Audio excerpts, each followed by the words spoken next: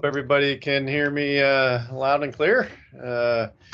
I'm Gary Thompson, Medical Director for Quality. Be hosting our webinar again today. This is our 10th webinar focused on our COVID crisis and innovations that we've enacted here at RUHS over the last several weeks. Welcome back, everyone. I just want to give you a little bit of a recap. Yesterday, we had a chance to talk with Dr. Masiska and Dr. Leung. They are our physician leaders over at the EOC. Yesterday, they were able to give us a recap of a lot of the testing strategies, the mitigation strategies, surge planning, etc.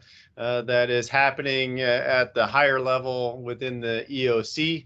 If you do have a chance to take a look at that at the on our YouTube channel, please don't hesitate to do so. Just to give you a little update on some of the statistics that we have here in Riverside County. If you were to look at the public health website this morning, you'll see that we've had 1,280 confirmed cases. That is up from 1,179 as of yesterday. Unfortunately, we have had 33 deaths in the county to date, with 125 patients that have recovered. As you probably are well aware as well, 2 days ago, we had a skilled nursing facility in Riverside have a bit of a spread and issues with staffing coverage there. 84 patients were evacuated and dispersed across the county. We were fortunate to have 16 of those patients come to RUHS, and fortunately, a majority of those have been fairly asymptomatic, so that's good news.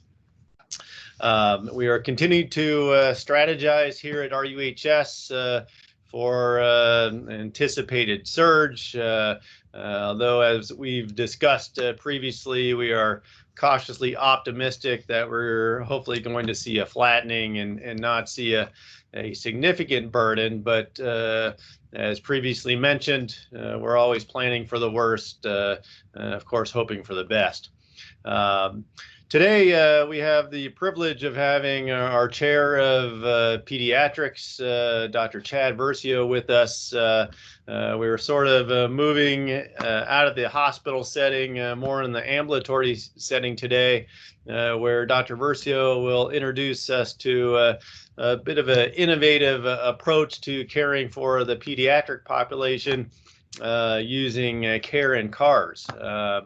As we all know, the pediatric population, the care does not stop. They need immunizations. They need, real-time care that oftentimes can't be a simple phone or video visit, which we've tried to expand here at RUHS. So Dr. Versio and his team sort of strategized around that and developed innovative approach of using care within the maintaining care in the car. So I'd like to introduce Dr. Versio. I think you're with us. Thank you again for being with us today, and I will hand it off to you. Sure, Gary. Thank you very much. I can't take much credit for thinking of this idea. This really came from Mike Masiska. What he was kind of early on strategizing about for potential COVID patients that might be, wouldn't require hospitalization, but might be beneficial for testing for surveillance. And so they had kind of planned to have this care or evaluation in cars, and that prompted, my thought process of, as you said, kids really continue to need that full evaluation and to make sure that they don't have something more severe going on. And so we wanted to offer that for kids or caregivers that might have symptoms consistent with COVID, that they could still be evaluated by a pediatrician and have the peace of mind that they need. So We'll go ahead and turn it over to the video at this point. Just a reminder to folks, if you can mute your phones, that would be great. Thank you.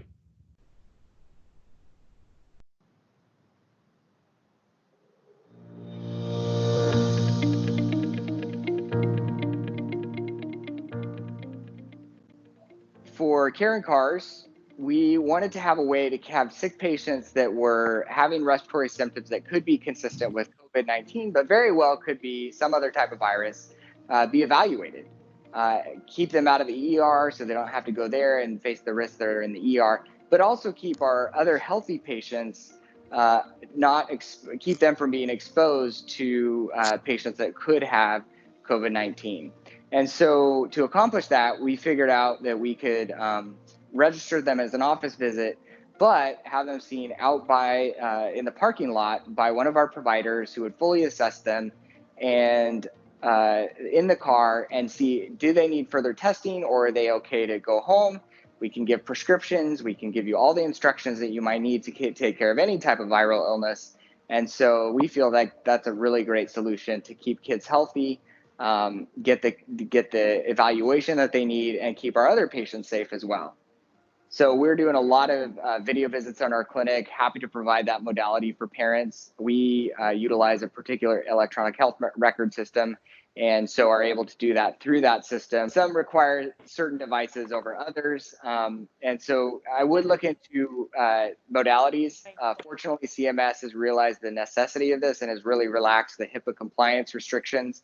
And so if you're in an individual practice, you could even consider things like Skype or FaceTime or other kinds of modalities to be able to communicate with your patients in your practice and evaluate them while they're at their house and you're in your clinic. One of the things that we considered is the consent process for video visits and Karen Cars and things like that. For our registration process, when the family arrives and notifies the registration staff that they are ready to be seen, they go through the formal registration process, and the consents for care is provided verbally, and then our registration staff document that. We want to make sure that kids, get the full evaluation that they would need to make sure if they are really sick that they come to the ED if that's necessary. I have not heard of any other providers in the area that are doing this. Our community health centers have been doing evaluation for COVID in the parking lots of their clinics, but I don't know that anybody's doing this for parents and children.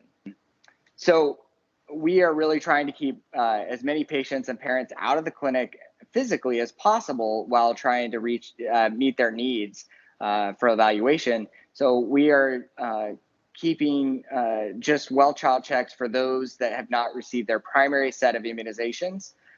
This is in particular because Riverside County is in their initial surge stages. And so we feel over the next couple of weeks, we need to be very careful about who comes into the clinic for their sake and for our staff and other patients' sake. So we're doing just the primary set of immunizations of 2, 4, and 6 months. If they haven't received those, they can receive them in our clinic. If they're, say, 12 months and hadn't received a full set of immunizations, they can come in at that point. But just really to get that primary set of immunizations, we are looking at relaxing that as this surging evolves. But that's what we want to do to keep our patients and families safe. For providers that maybe want to institute Karen Cars for their clinic practice, there's several things to think through before embarking on that. You want to make sure that it's easy for patients to call and schedule in that type of visit, and you could either use an office visit or create a separate visit type. We opted for several reasons to create a separate visit type instead of just a regular office visit. And then you want to make sure that it's easy for the patient or the family to let you know that they've arrived and are ready to be seen. So in small practices, that's probably not too hard. They can easily call the front desk. For our practice, that's probably a little bit more challenging because we have a centralized registration system. And so just making sure that the registration staff knows the family has arrived and can communicate that to the provider and what kind of vehicle the patient and staff are in. you're probably wondering, what's the risk to my child or my patient? There was a study that came out of China about 10 days ago. Unfortunately, it looks like this is affecting children much less significantly than adults. That's good news for those of you that are parents. This is still more severe than the flu. So 94% of patients in that study that had the virus that causes COVID-19 actually did very well. They didn't require hospitalization, or we would not have hospitalized them. They were not requiring oxygen, and really just had a fever or maybe a cough, but otherwise we're doing very well. 6% of them would require hospitalization, which most of the time would require just a little bit of oxygen. And then a small percentage, less than 1%, required ICU level of care.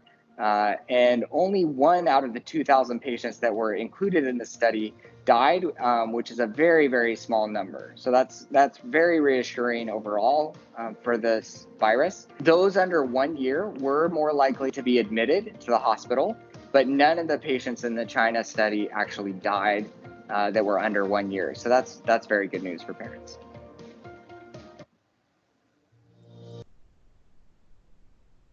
All right, fantastic. Well done, Dr. Versio.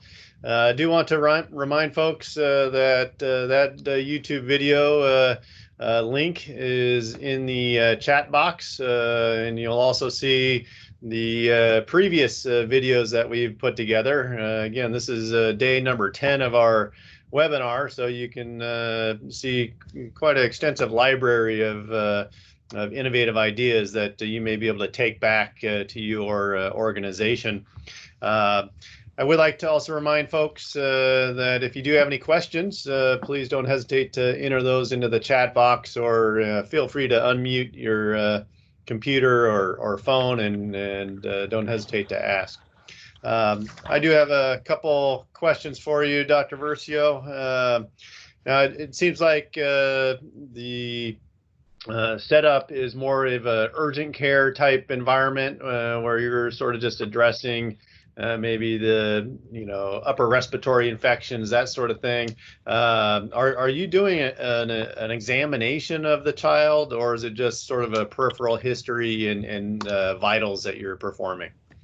Yeah, so they I've encouraged our staff to do whatever they think is appropriate. I think in general they are, you could see Dr. Gold, one of our providers, checking the pulse ox, and we've given them so they can get the heart rate and obviously the O2 sat from that, and then we've also given them a temperature so they can check the temperature, or sorry, the thermometer so they can check the temperature. And so we did want them to have some capability to get vital signs, and then I would guess that most of them are examining, patients physically as well, listening to their heart and lungs just to make sure that those are okay. Probably checking some, rudimentary physical exam like the cap refill, extremities are warm and that kind of thing. Just looking at the overall picture of the kid. You can get that through video, but we felt like specifically for kids under 1. It's a little bit more challenging to kind of assess those kinds of things over video, and they're at higher risk for developing a problem, even with a viral infection. And so really seeing them in person was important. So we also have left that open for parents, that if they have a significant concern for some reason and they don't feel like a video visit is adequate, then they can convert this to a care and cars visit. Got it. Now, I think you said it, anybody that requiring immunizations, they're still coming into the clinic for a face-to-face visit, that sort of thing. Yeah, so newborns and those requiring immunizations, or if they have a complaint such as abdominal pain, headaches, or something like that, it really does need to be, addressed early. And they and their caregiver have no symptoms such as fever or respiratory symptoms, then we're seeing those patients in clinic. Right. For those that are interested in the reimbursement aspect of this, is this a billable service, and is it equivalent to a face-to-face visit? Tell me about the discussions around that. Yeah, so from my understanding, this is definitely a billable visit. We have proceeded with billing as usual as a standard office visit, and so yeah, just the appropriate billing level for this, for the evaluation. Right. And then with respect to staffing, do you have a dedicated team that is outside sort of waiting for these patients, or is it just based on scheduling? If you set a distinct time and then you'll be ready to mobilize at that time? So we've set this for the afternoons. We've really tried to keep, initially, we're really trying to keep our well child checks in the morning and newborn visits in the morning. And then we were shifting any kind of sick visit to the afternoon. We've really kind of relaxed that because we've developed this modality, but we're just offering this in the afternoons for right now. And so there's one provider that's assigned to this. They can assess with the video visits or other things if there's not, patients scheduled for this, or a lot of patients scheduled for this. And so they're down there. If we see the volume, right now we don't have a staff member assigned to assist them. And if we see the volume grow significantly, then we may, consider doing that. But it's easy enough for them to get the quick vital signs and just do it themselves that that we haven't assigned a staff member to assist them. We do have something that probably a lot of practices wouldn't have available to them, in that the ED mobile clinic is right there as well, and the ED is very, very close by. So if you did have a sick child, they could easily get them over to the ED to be treated there. We are, if we have evaluation that has to be done, such as a rapid strep, that's actually what you saw Dr. Gold doing in the video, then we are actually bringing that from our clinic. Currently, the ED mobile clinic is only offering COVID testing, so they're not doing other kinds of testing modality out there. Right. Very good. And of course, this is all weather permitting, right? The rain put a little damper on the plan, I think, right? Well, we had Dr. Gold that was out there. It was kind of, I think, sprinkling a little bit around when she was doing this, but we haven't actually changed our schedule, and we're still offering this despite the rain. We do have the tent that we could bring patients into. So if it was raining really hard, then we would have the parents, pull up really close to the tent and bring them into the tent to do it in there. Oh, perfect. So, Dr. Verso, you were mentioning about, fortunately, COVID-19 is not impacting the pediatric population as much. Have we seen any pediatric cases in the hospital at RUHS, and any PICU cases that you've identified thus far? No, we haven't had any COVID-19 cases as of yet, and neither have our local other institutions. I was discussing this with our PICU medical director last night, and even nationally, the numbers are not significant. There are 173 PICUs that are reporting nationally, and there was only 100 PICU level cases across the country. So that's less than one per pediatric ICU. So I mean, that's fortunate. Obviously, this is still fairly early in all of our curves except for New York, and so that will probably grow. But still, it seems like the MICU has been significantly more affected than pediatrics. Got it. Well, that's fantastic news, right? Yeah. So I think from that angle, I think we're in pretty good shape. Obviously, we're slowly seeing the inpatient adult population escalate, but fortunately not overwhelmed yet. So that's a good thing. Yeah. Can I don't want to take over the discussion. Are there any other questions out there with the group? Don't hesitate to unmute your phone if needed. Okay. Dr. Versio, while we have you on with us, I know RUHS has been undergoing a pretty significant surge plan. Has pediatrics been involved in that planning? And if so, what involvement have you had thus far? Yeah, we've been pretty involved with the surge planning and the overall kind of anticipation of this COVID situation. And again, that's not necessarily because we're expecting a large number of patients and we're going to have to do the surge planning, but we are expecting to have to give up our space to allow for the care of adult patients in those areas. And then we're also, planning to assist our adult colleagues with caring for adult patients because, if things get very severe, then it will be overwhelming for the adult, services. So we are involved in both of those ways and really trying to be as collaborative as possible in trying and flexible and adaptable as possible in trying to prepare for this situation. So, what we're currently planning or preparing for is if the MICU spaces fill up that we've currently allocated for, and that starts to spill over into other units, that we would move our OB units and our NICU into the new medical surgical center. We've done about 4 to 5 walkthroughs of that space with all of the different disciplines, nursing, OB, plant ops, and others to make sure that we identify every possible problem or detail that needs to be considered in that kind of move. And so we are planning to be ready for that by probably early next week. Hopefully, we wouldn't have to do that, but definitely planning and prepared to do that.